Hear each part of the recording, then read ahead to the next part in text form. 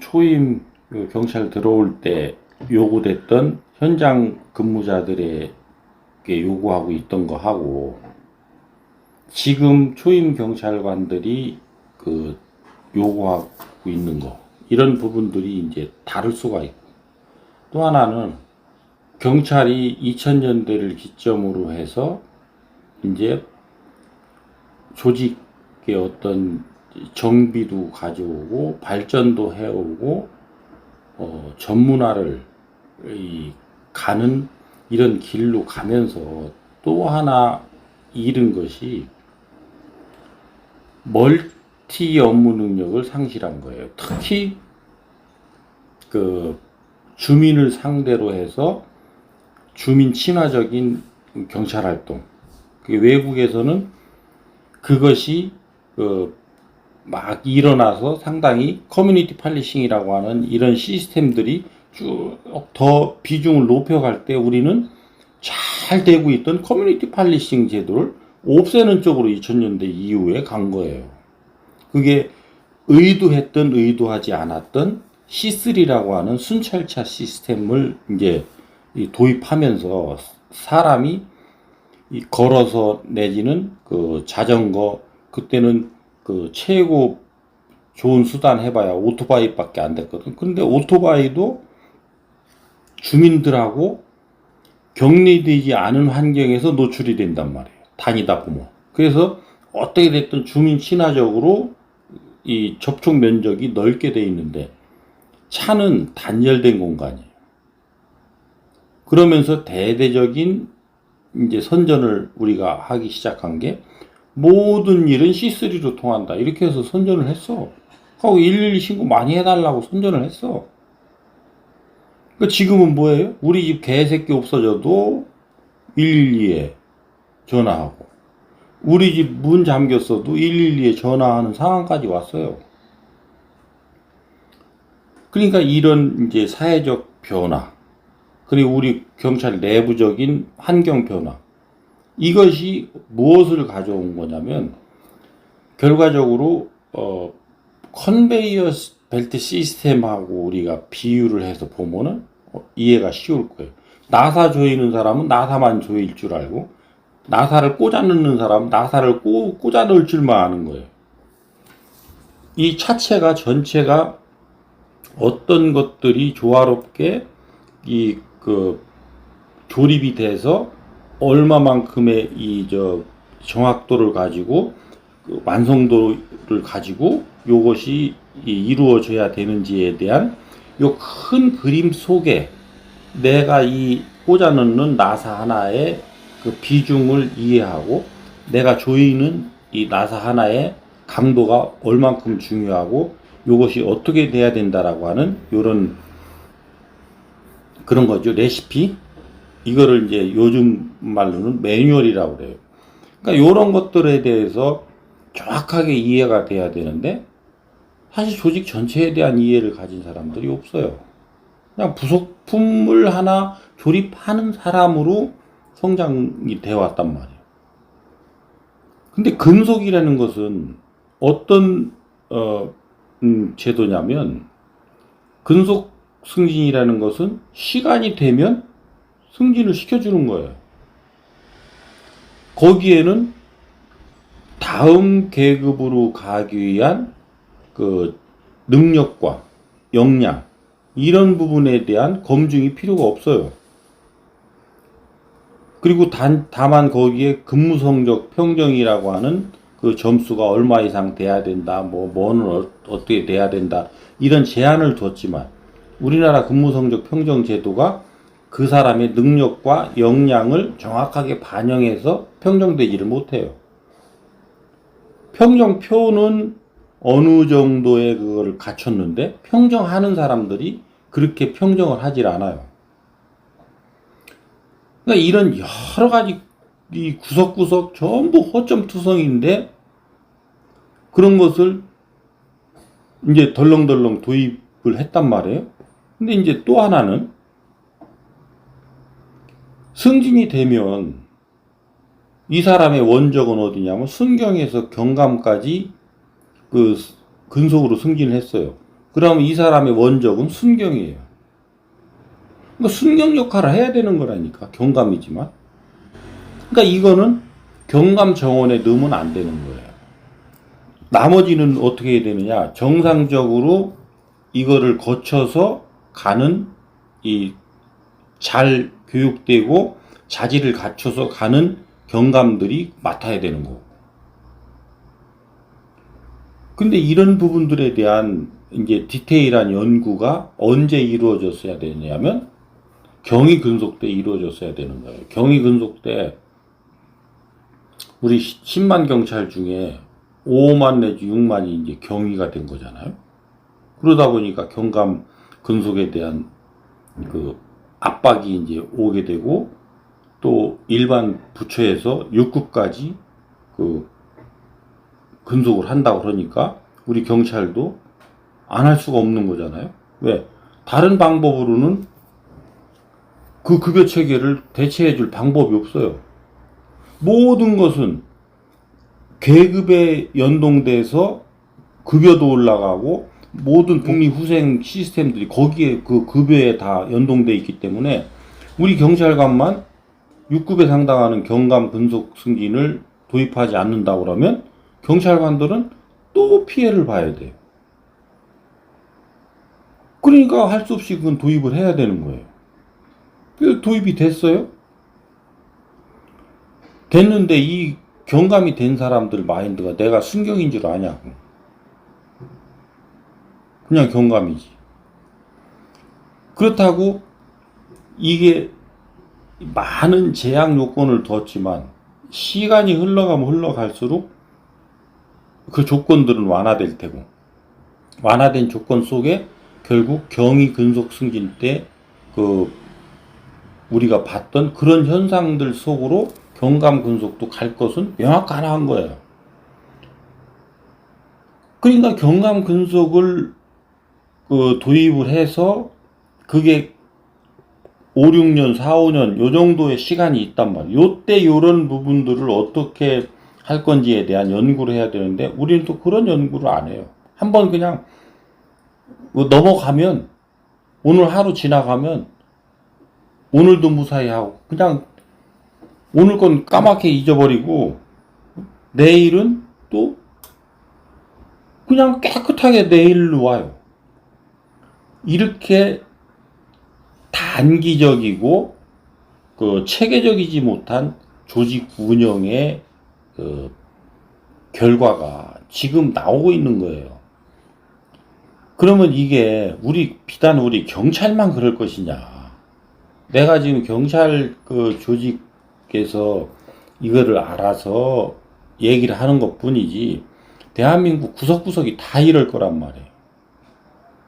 그러니까 본질적인 문제는 본질적인 것으로 잡아가고 지엽적인 것은 지엽적으로 잡아가야 이 체계가 안정적으로 지탱이 되죠. 밑에 뚫 빼서 윗뚫 깨고 밑에 뚫 빼서 윗뚫 깨면 결국은 체제가 무너진단 말이에요. 응? 근속승진 제도가 딱 그 시스템이에요. 그럼 박재진 너는 그럼 그거 반대냐? 나 찬성했어요. 적극 찬성론자예요. 왜? 우리 경찰관은 재직 중에도 그 업무 강도 내지는 이 난이도 그리고 시간 그리고 자기 희생 이런 거에 비해서 대우를 못 받고 있고 또 그러다 보니까 급여가 낮다 보니까 어떤 현상을 가져오느냐면 나중에 나오는 연금도 또 낮아지게 돼 있어요. 퇴직하고서도 그런 현상을 맛봐야 되는데 이것은 경찰이 가지고 있는 계급제의 문제가 아니라 보수체계의 문제인 거거든요. 그래서 보수체계의 문제를 해결해 달라고 한 거예요. 근데 보수체계는 전체 공무원하고 연동시켜놔서 단일체계로 가고 있기 때문에 경찰만 안 된다는 거지. 그리고 경찰관이 대표적인 공안직군임에도 불구하고 공안직군에서 빼놓고 경찰관은 일반직 공무원하고 똑같이 대우하고 있는 거를 공안직으로 넣어달라고 그래도 지금은 내가 해결됐나 모르겠네. 확인을 해봐야 되겠는데. 그렇게 안 해주고 일반 공무원하고 똑같이 취급을 하니까 근속승진이라도 경찰관이 안 하면 그 피해를 오롯이 우리 경찰관들이 다 받아야 되니까 할 수밖에 없는 거예요. 해야 되는 거예요. 그래서 그때 내가 많은 얘기들을 한 거예요. 이거는 이것을 안 하려면 보수체계를 별도로 줘야 된다. 경찰, 소방, 군 이런 그 일반 공무원들하고 다른 근무 여건과 근무 강도와 그 다음에 여러 가지 근무 강도가 세지 않더라도 겨고지라든지 뭐 여러 가지 것들이 있어요. 이런 것들을 반영한 근무 특수성을 반영한 요런 그 급여 체계가 되도록 그렇게 해서 충분한 보상이 이루어져서 사기 진작이 될 수 있도록 하는 체계를 가져가야 된다. 그게 안 된다면 일반직 공무원에 도입되는 근속승진은 도입해야 된다. 이런 얘기예요. 근데 결국은 전자가 안 되니까 후자를 추진할 수밖에 없었던 거예요. 그럼 후자를 추진했을 때 문제는 뭐냐? 계급제는 무너지는 거예요. 계급이 의미가 없어져요. 왜 그러냐? 때만 되면 승진시키는데 그게 무슨 그 계급이냔 말이에요. 때만 되면 호봉 올려주는 그 월급 올라가는 거하고 똑같은 건데.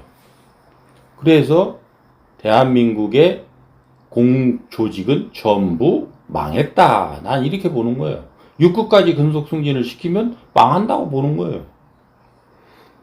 그러면 그 망한 상태에서 이 사람들을 적절하게 움직이게 할 수 있는 부분들은 누가 그 노력을 했어야 되는 거냐면 관리자들이 했어야 되는 거예요. 관리자들은 부려먹을 줄만 알았지 지시 명령하고 통제하는 걸로 부려먹을 줄만 알았지 이 사람들이 먹고 사는 문제가 해결되고 어느 정도 뽕냥해졌을 때에 안 움직이면 어떤 동력을 가지고 어떤 동기 요인을 가지고 이 사람들을 움직이게 할 수 있을지에 대한 연구를 안 한 거예요. 그런 현상이 지금 이제 드러나고 있는 거예요. 내가 왜 2006년 연기서장 때부터 해서 계속 그 성과 경영에 대한 부분들에 대한 걸 연구를 하고 그것을 우리 경찰관들한테 그 전달해 주려고 했느냐면 네 인생을 살으라는 거잖아요. 돈 벌기 위해서 사는 게 아니라 네 인생을 살아야 된다. 네 인생을 살려면 부속품으로 살아서는 인생을 살 수가 없다. 네 인생의 주체가 돼서 네 인생을 경영하는 경영자로서 그 훈련이 되어져야 된다.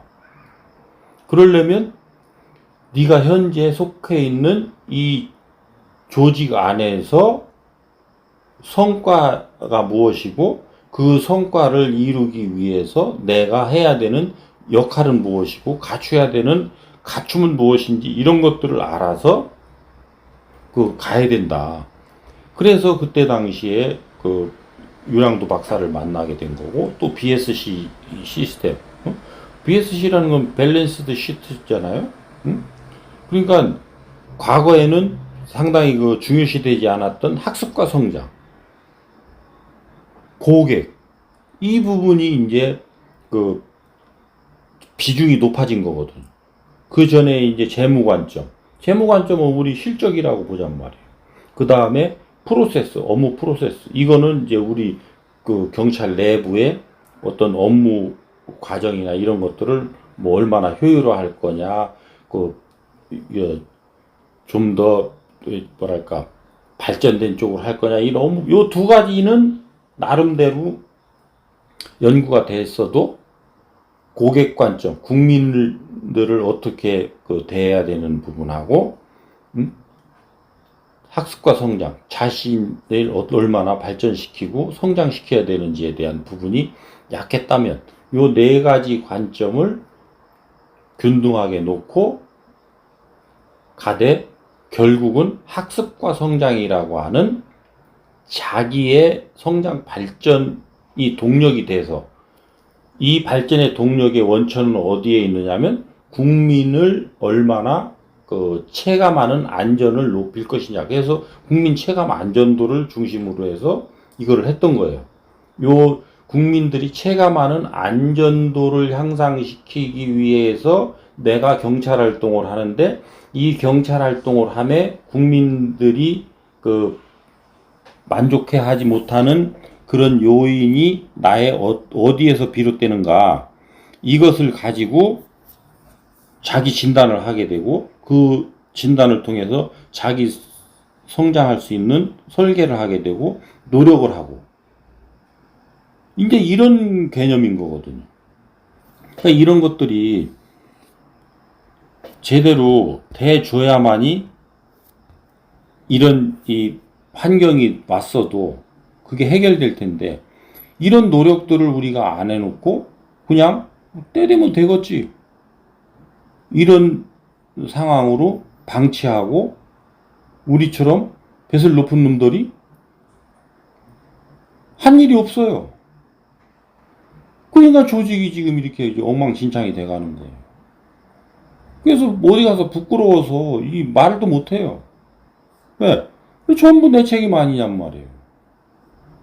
내가 그 경찰이라고 하는 13만 조직에 관리직에 있으면서 한 일이 뭐가 있느냐고 해놓은 일이 없는 거예요. 그리고 후배들을 위해서 후배들이 저런 평가를 받게끔 방치한 그 책임을 어떻게 그거를 벗어날 수 있느냔 말이죠. 그러니까 지금이라도 늦지가 않아요. 이런 부분들에 대해서 얼만큼 우리가 뜻을 모아서 모여서 퇴직한 사람들이라도 어디 가서 빌 붙어가지고 돈 벌어 먹으려고 좀 하지 말고 이런 것들을 좀 연구를 해서 사회에다 내놓고 경찰 조직에다 내놓고 해서 좀 더 이 대한민국 사회가 잘 갈 수 있도록 역할을 하면 되잖아요. 그 역할 하라고 연금도 주고 다 하고 있는데 뭐가 그냥 모질라서 지랄병 났다고 그냥 동으로 뛰고 서로 뛰고 지랄들 하고 있느냐 말이지. 응? 뭐 그런 겁니다.